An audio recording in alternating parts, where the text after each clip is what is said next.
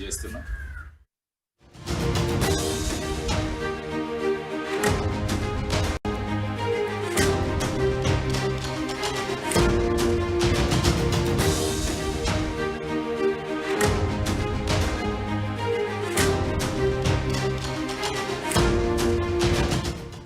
Breaking news చూస్తున్నారు.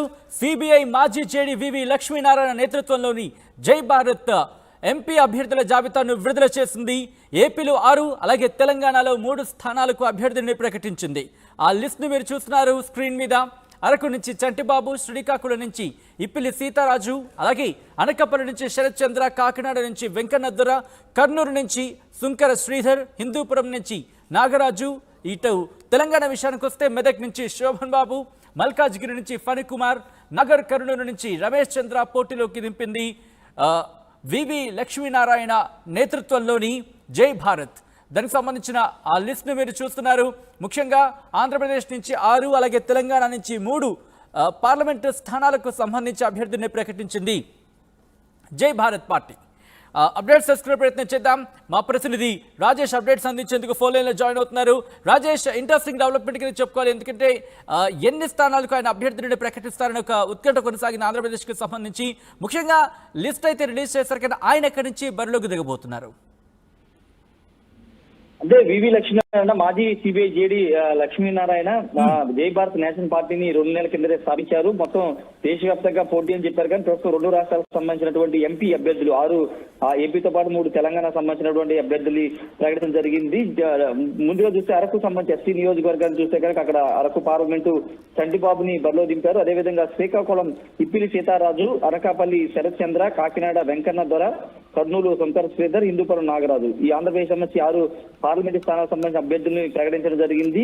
అయితే లక్ష్మీనారాయణ ఎక్కడి నుంచి పోటీ చేస్తారని దానిపైన ఒక స్పష్టత ఆల్రెడీ ఆయన ఇచ్చేశారు. ఆయన ఈసారి ఎంపీగా కాకుండా ఎమ్మెల్యేగా బరిలోకి దిగుతున్నారు.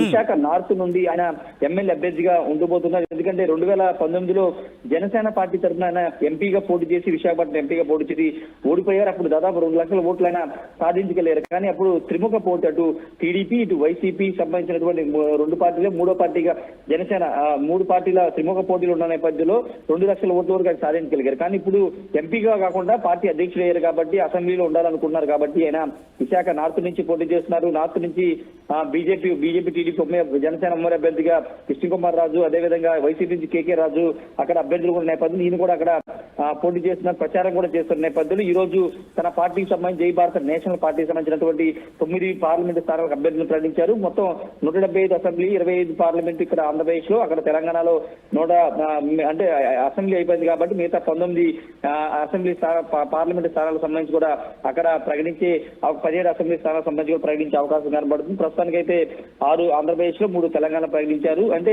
ఇక్కడ వ్యూహాత్మకంగా ఆయన ఎంపీగా కాకుండా ఎమ్మెల్యేగా వెళ్ళడానికి కారణం ఏంటంటే అసెంబ్లీలో ఉంటే ఆంధ్రప్రదేశ్ లో ప్రజా సమస్యల మీద, ఇక్కడ అభివృద్ధికి సంబంధించిన అంశాల మీద చర్చించవచ్చు, ప్రశ్నించవచ్చు.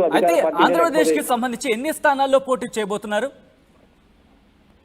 అంటే వాళ్ళు చెప్తుంది మెజార్టీ స్థానాల్లో పోటీ చేస్తామని చెప్తున్నారు. అభ్యర్థులకు సంబంధించి అభ్యర్థులు వచ్చే దాన్ని బట్టి ఎంతమంది అభ్యర్థులు వస్తారు దానికి సంబంధించినటువంటి అదంతా చూసుకున్న తర్వాతే లిస్టు ప్రకటించే అవకాశం కనబడుతుంది. 175 నియోజకవర్గాల్లో పోటీ చేయాలనేది ఆ పార్టీ ఆలోచన ఉంది. కానీ సమయం తక్కువగా ఉన్నది. పార్టీ కూడా ఎలక్షన్ కి 2-3 నెలల ముందే పెట్టారు కాబట్టి పూర్తి స్థాయిలో విధి విధానాలు కానీ అభ్యర్థుల ఎంపికకి సంబంధించి కొంత ఇబ్బందికరమైన అంశం కాబట్టి అంటే సాధ్యమైనంత వరకు ఎక్కువ స్థానాలను పోటీ దింపాలని చూస్తున్నారు. ముఖ్యంగా అభ్యర్థులు కనుక దొరకకపోతే కనుక పూర్తి స్థాయిలో అంటే కీలకమైనటువంటి ఆంధ్రప్రదేశ్ లో కీలకమైన అసెంబ్లీ నియోజకవర్గాల్లో పోటీ చేయాలనేది ఆ పార్టీ భావిస్తుంది. అయితే ఇక్కడ పూర్తిగా విద్యావంతుల్ని ఎక్కువగా ప్రియారిటీ ఇస్తున్నట్టు తెలుస్తుంది. ఎందుకంటే ఆయన సిబిఐ మాజీ జేడీగా పనిచేశారు కాబట్టి విద్యావంతుల్ని అసెంబ్లీకి పంపడం ద్వారా పూర్తిగా రాజకీయాలను మార్చవచ్చు అనేది ఆయన ఆలోచన. డబ్బు రాజకీయాలు కాదు, ప్రజలకు సంబంధించినటువంటి సమస్యలు వాటి మీద పోరాడే వ్యక్తులు తనకు అవసరమని కూడా ఆయన పదే చెప్తున్న నేపథ్యంలో ఇప్పుడు విద్యావంతుల్ని సమస్యల మీద ఎక్కువ గలమెత్తే యువతిని ఎక్కువగా తన పార్టీలో అభ్యర్థులుగా ప్రకటించబోతున్నారు. ఇప్పుడు అరకు పార్లమెంటు స్థానాలకు సంబంధించి కూడా ఎక్కువ ప్రకటించిన వాళ్ళు కూడా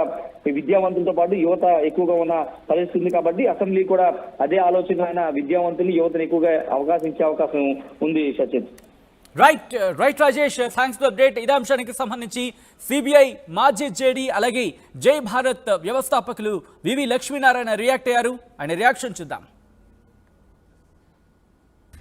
అసెంబ్లీ నియోజకవర్గాల్లో క్యాండిడేట్లను ఈరోజు ఫైనల్ చేశాం. ఇది లిస్ట్ 1. ఆ తర్వాత ఉగాది రోజున మిగతా లిస్టు అనౌన్స్ చేస్తాం. అంటే చాలామంది రాష్ట్రంలో జై భారత్ నేషనల్ పార్టీ తరఫున పోటీ చేయడానికి చాలా ఉత్సాహం చూపిస్తున్నారు. ముఖ్యంగా యువతరం, మహిళలు, ఆ తర్వాత బాగా చదువుకున్న వాళ్ళు కూడా పరిస్థితుల్లో మార్పు రావాలి, ఎప్పుడు చూసినా రెండు పార్టీలేనా, వేరే థర్డ్ ఆల్టర్నేటివ్ లేదా అన్న విషయాన్ని తీసుకుని అనేక మంది ముందుకు రావడం జరిగింది. తర్వాత మా దాంట్లో ఒక క్యాండిడేట్ సెలక్షన్ కమిటీని కూడా ఏర్పాటు చేయడం జరిగింది. దాని చైర్మన్ శ్రీ జగన్ గారు ఈరోజు కొన్ని పరిస్థితుల వల్ల వారు హైదరాబాద్ వెళ్లాల్సి వచ్చింది. దానితో ఈ ప్రెస్ కాన్ఫరెన్స్ నేను తీసుకోవాల్సిన అవసరం వచ్చింది.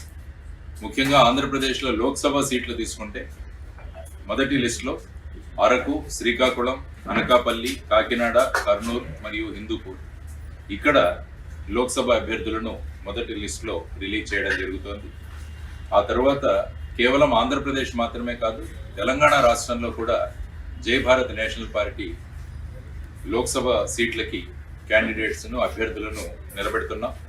ముఖ్యంగా ఈ ఫస్ట్ లిస్ట్లో మెదక్, మల్కాజిగిరి, నాగర్ కర్నూలు ఈ 3 లోక్సభ నియోజకవర్గాల్లోంచి అభ్యర్థులను నిలబెట్టడం జరుగుతోంది. ఆ తర్వాత మన ఆంధ్రప్రదేశ్లోని అసెంబ్లీకి వస్తే 48 అసెంబ్లీ సీట్లకు మొదటి లిస్టులో అభ్యర్థులను ఫైనలైజ్ చేయడం జరిగింది.